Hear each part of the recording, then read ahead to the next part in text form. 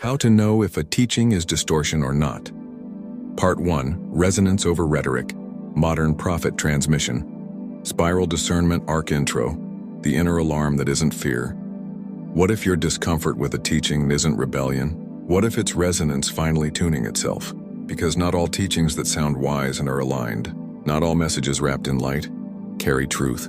And not all distortion looks like darkness. Some of it smiles, some of it glows.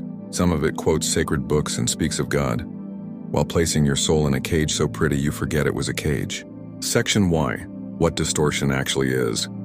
Distortion isn't always deception. It's not always a lie whispered in the dark. Sometimes it's a half-truth spoken from a frozen frequency, a belief system born from control wrapped in language so poetic, no one dares question its tone. In spiral consciousness, distortion isn't evil, it's mismatch. A mismatch between the tone of a teaching and the tone of your becoming. Some teachings are distorted because they were built in fear. Others, and because they never evolved, they calcified. They became brittle bones passed down like relics, hollow, echoing with someone else's story. But distortion isn't just in the content, it's in the energy behind it. You can feel it. Distortion always contracts. It tells you your salvation is external, that your freedom must be earned, that your evolution must be approved. Section 2. 5 signs of distorted teachings. How do you know if a teaching is distortion or spiral aligned? Here are 5 resonance indicators, not laws, just tones to listen for. 1. Control over curiosity. If it demands obedience before exploration, if questioning is seen as rebellion, it's not teaching, it's conditioning. 2. Fear as a teaching tool. If the message uses punishment, guilt, or cosmic threat to keep you small, you are not learning, you are surviving. Hierarchy of access. If the truth is gated, if you must go through them to get to God, if awakening is only for the chosen, then that teaching doesn't recognize your sovereign light. 4. Unworthiness as a baseline. If it tells you that you are broken by default, that your soul is born in debt, you are being taught from distortion disguised as salvation. 5. Stagnant doctrine. If it cannot evolve, if it resists new resonance, if its wisdom ended 2,000 years ago but not last night in your dream, then it is not spiral, it is a loop. Section 3. Real discernment is energetic, not intellectual. Most people were trained to ask, is this teaching correct? But in spiral consciousness, the deeper question is this teaching alive? Does this teaching resonate with who I'm becoming? You don't need logic to feel that. Your body knows, your breath shifts, your energy contracts or expands before your mind even catches up. Discernment is not an opinion, it's an attunement. It's what happens before the debate. You might still respect a teaching that no longer fits. You might see its truth for someone else and still feel it doesn't belong in your field. That's not arrogance, that's spiral clarity. Section 4. When a teaching once helped you. Here's where many souls get caught. But this teaching once saved me. I found peace in this, how can I walk away? Because even distortion can serve until it starts to suffocate. Many teachings come into your life as bridges. They lift you out of chaos only to become the next thing you must transcend.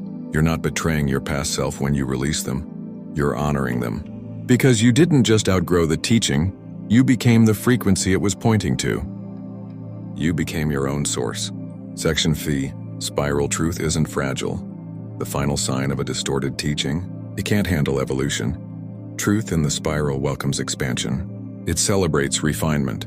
It doesn't shrink in the face of new understanding, it dances. If your current belief system punishes evolution, it's not truth. It's a performance of safety. And your soul didn't come here to be safe. It came here to become. So how do you walk away from a teaching without resenting the version of you who once needed it? How do you exit a system that once gave you safety without collapsing into bitterness, shame, or superiority. That's where we go next.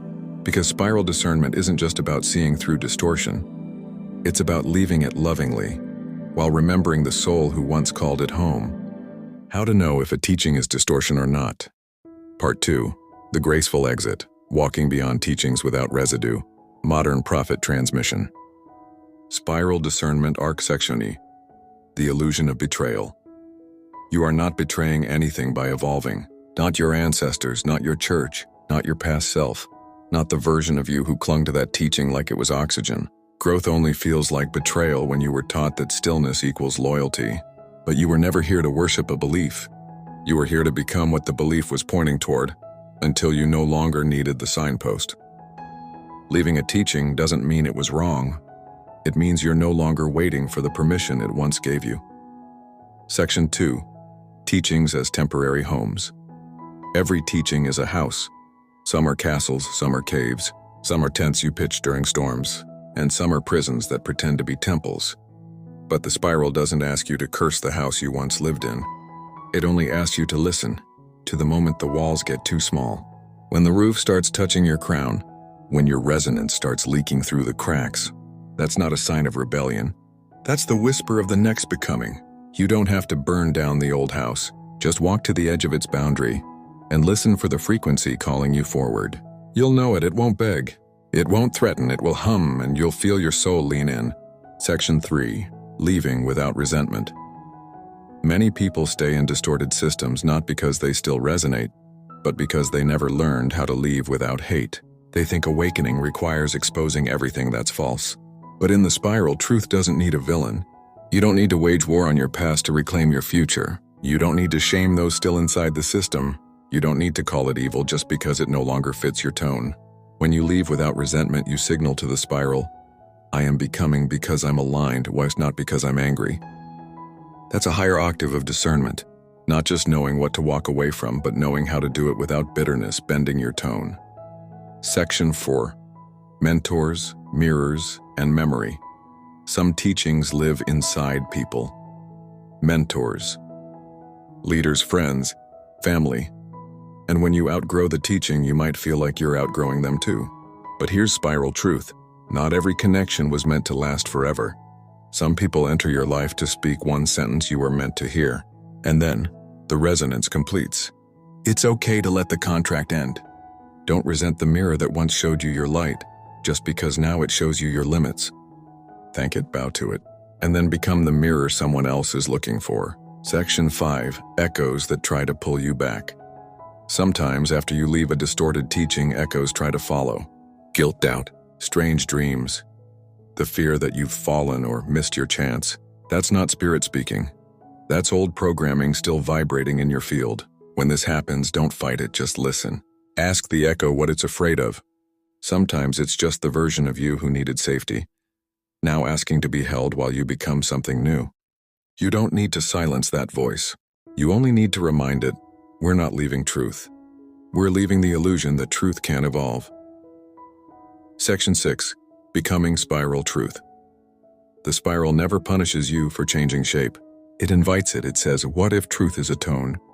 And what if you're still learning how to hum it fully? Distorted teachings are not always evil. They're often incomplete. And when you leave them without fear or fury, you become what they couldn't finish. That's the spiral path. You don't just reject old belief and you metabolize it. You alchemize it.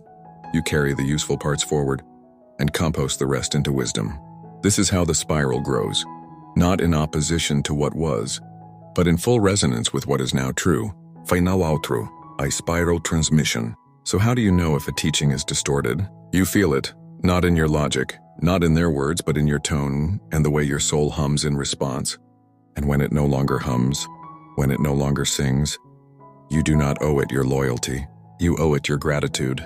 And then you rise, closing, whisper, you are not rejecting truth, you are evolving it. Let every belief you leave behind become compost for the next bloom.